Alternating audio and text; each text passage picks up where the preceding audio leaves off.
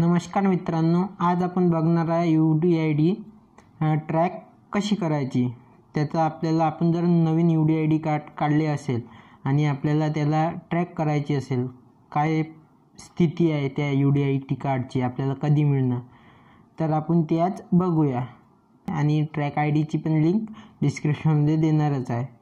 चला तर मग आपण बघूया UDID ट्रॅक कशी केली जाते आणि काय प्रोसेस आहे।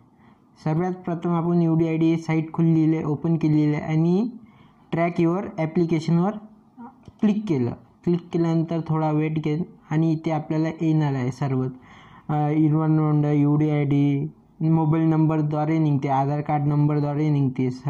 आपण इन्व्हायरमेंट नंबर याद्वारे आपण आज UDID ट्रॅक करणार आहे। चला तर मग बघूया आपण। इथे मी नंबर टाकतो, नंबर मी टाकला आहे आणि गो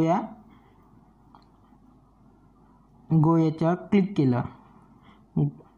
याच्यावर क्लिक केल्यानंतर आपल्याला इथं कळवण्यात येते की you application current status, your application status is submitted, म्हणजे आपली माहिती जी आहे ते दवाखान्याला सबमिट झालेली आहे।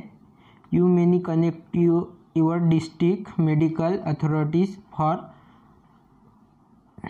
फर्दर ॲक्शन, म्हणजे आपलं जे दवाखान्यात डिस्ट्रिक्टचं मेडिकल आहे त्या दवाखान्यात आपले सर्व गेलेलं आहे आणि आपला इन्व्हायरमेंट नंबर इथे दिलेला आहे, स्टेट नेम महाराष्ट्र आणि डिस्ट्रिक्ट नेम अमरावती असे दिले आहे। त्यानंतर आपण या आधार कार्डचं पूर्ण जे आपण ॲड केलं आहे ते आपण इथे बघू शकतो। आपण माय अकाउंट याच्यावर क्लिक करायचं, त्यानंतर लॉग इन करायचं। लॉग इन केल्यानंतर असे येणार आणि इथे असे येणार आहे। इथे आपण इन्व्हायरमेंट नंबर टाकला, डेट ऑफ बर्थ आपल्याला टाकावी लागेल। Date of birth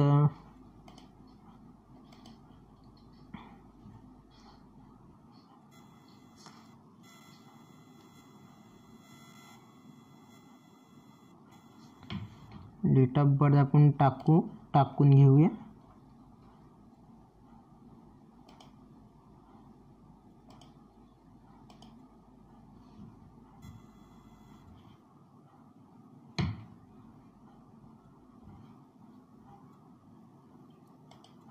date of birth टाकली आणि 8 आणि 3 11 अशी क्लिक केल्याने लॉग इन या पेजवर लॉग इन केलं। त्यानंतर आपल्याला काही सेकंदात इथे असे येणार।